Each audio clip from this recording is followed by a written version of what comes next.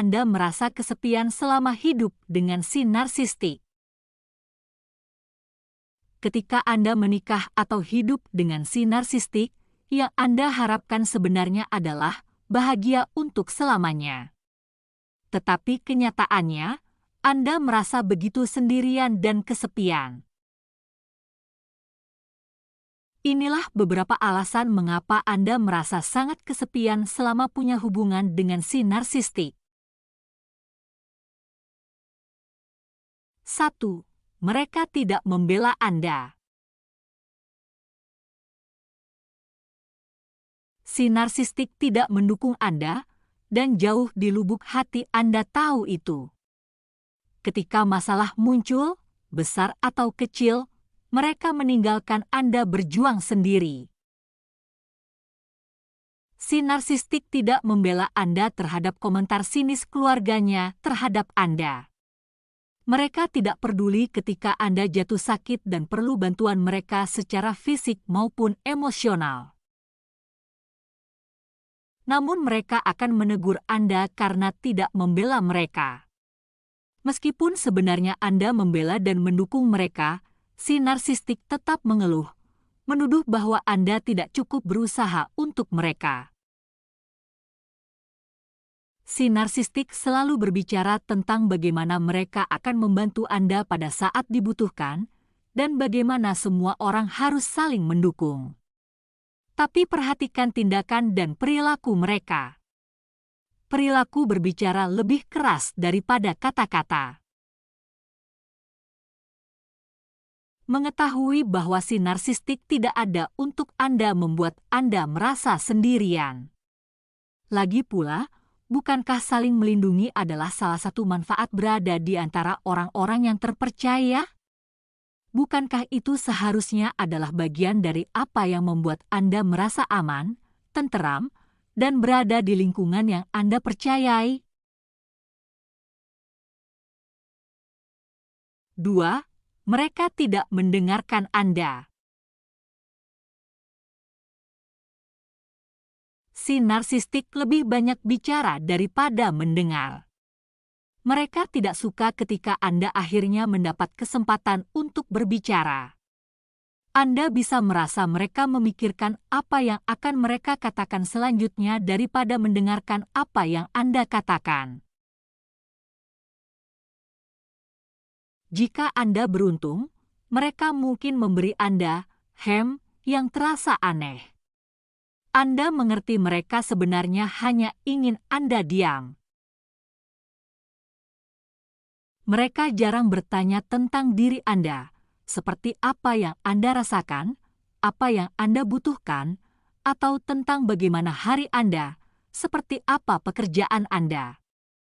Anda dapat mengajukan 10 pertanyaan kepada mereka yang akan mereka jawab dengan penuh semangat.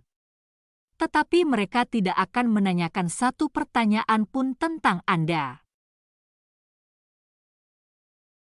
Percakapan seharusnya bersifat dua arah. Anda berdua mendapat kesempatan untuk berbicara dan bergantian mendengarkan. Tetapi dengan si narsistik, percakapan sebagian besar adalah satu arah, yaitu tentang mereka dan mereka lagi. Tidak didengarkan membuat Anda merasa sendirian, bahkan saat ada bersama mereka. 3. Mereka tidak terhubung dengan Anda. Mereka tidak tertarik untuk terhubung secara akrab dengan Anda. Mereka hanya tertarik pada bagaimana Anda dapat melayani kebutuhan mereka. Mereka juga takut akan keintiman, karena keintiman membuat mereka harus terbuka kepada Anda. Mereka mungkin berbohong mengenai minat mereka tentang Anda, tapi itu hanya untuk membuat Anda tertarik. Begitu mereka telah memikat Anda dengan bualan mereka, mereka tidak perlu membual lagi untuk mempertahankan Anda. Jadi semakin dekat Anda, semakin sedikit mereka berusaha terhubung dengan Anda. jadi Anda berada dalam posisi yang aneh. Seharusnya Anda merasa lebih intim ketika semakin lama Anda bersama, tapi kenyataannya mereka semakin jauh. Setiap langkah yang Anda ambil ke arah mereka, mereka mundur selangkah menjauh. 4. Mereka tidak memikirkan Anda. Mereka tidak memikirkan Anda saat Anda tidak ada. Mereka jarang membalas telepon atau pesan Anda. Mereka akan membalas jika mereka menginginkan sesuatu dari Anda. Mereka tidak pernah mengirim pesan atau sekedar mengobrol ringan, seperti mengatakan, "Bagaimana kabarmu hari ini?" Mereka tidak memikirkan Anda ketika Anda sedang tidak bersama mereka. Itu membuat Anda merasa tidak diinginkan, tidak berharga, dan tidak diperhatikan. 5. Mereka tidak melakukan hal-hal kecil untuk Anda.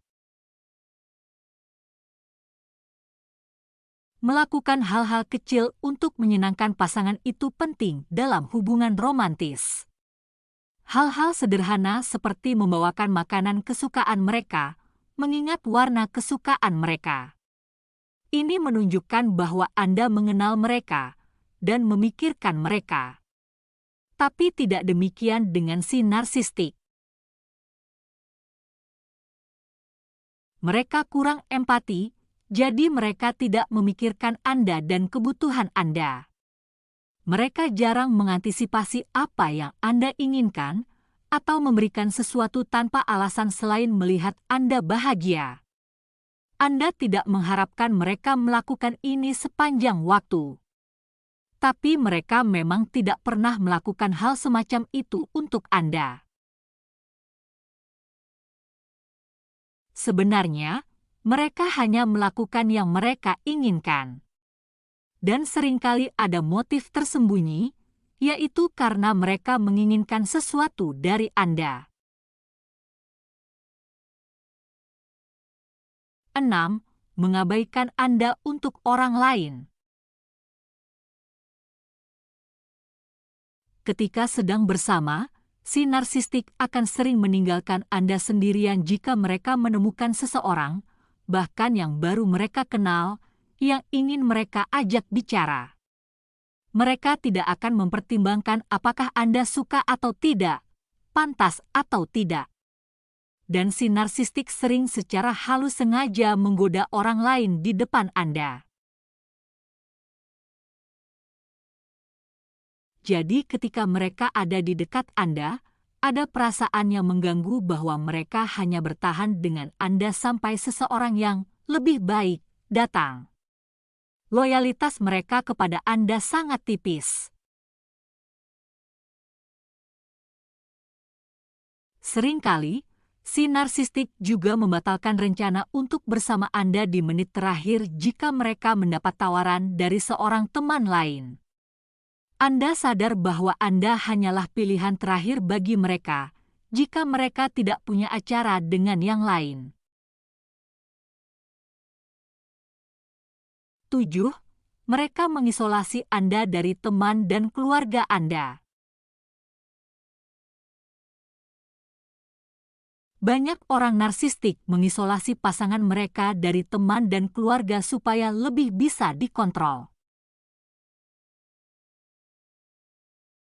Beberapa narsistik bertindak lebih jauh dengan membujuk pasangannya untuk pindah ke area baru yang jauh dari semua orang yang mereka kenal.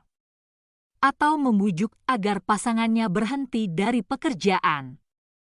Tentu saja rayuan ini didandani sebagai awal kehidupan baru yang menyenangkan bersama. Tapi sebenarnya si narsistik sedang berupaya mengisolasi Anda. Si narsistik tahu bahwa semakin sedikit waktu yang Anda habiskan dengan orang lain, semakin besar pengaruh mereka terhadap Anda. Dan semakin sedikit kesempatan bagi orang-orang lain untuk memperingatkan Anda akan perilaku si narsistik. Mereka tidak memikirkan bagaimana isolasi mempengaruhi Anda. Dan mereka tidak akan mengimbanginya dengan perhatian berkualitas baik kepada Anda. Ini membuat Anda merasa kesepian dan terisolasi. Anda memiliki sangat sedikit teman dan keluarga untuk terhubung dan bersosialisasi. Untuk direnungkan. Kurangnya empati si narsistik berarti mereka tidak terhubung dengan Anda. Mereka begitu mementingkan diri sendiri sehingga Anda nyaris tidak pernah mereka pikirkan. Dan bahkan jika mereka sedikit peduli kepada Anda, mereka takut akan keintiman karena hal itu membuat mereka rentan. Sebenarnya adalah normal untuk memikirkan diri sendiri dan pasangan Anda, karena ada saling perhatian dan perasaan terhubung yang tumpang tindih. Tetapi jika tentang si narsistik, Anda menemukan diri Anda yang terus-menerus mencari keterhubungan, sementara mereka tidak demikian. Mereka mungkin mengatakan hal-hal yang menyenangkan, tapi perilaku mereka menunjukkan yang sebaliknya. Anda berharap bahwa segala sesuatunya membaik. Tapi waktu berlalu, dan mereka tampaknya tidak berubah. Padahal Anda mendambakan keterhubungan dan keintiman yang lebih dalam. Mereka mungkin berjanji bahwa keadaan akan membaik. Jadi Anda terus menanti, mengejar mereka. Dan itu tidak pernah terjadi. Anda dapat menghabiskan bertahun-tahun untuk terus menunggu. Tapi setiap langkah yang Anda ambil, semakin menjauh hasil yang ingin Anda capai.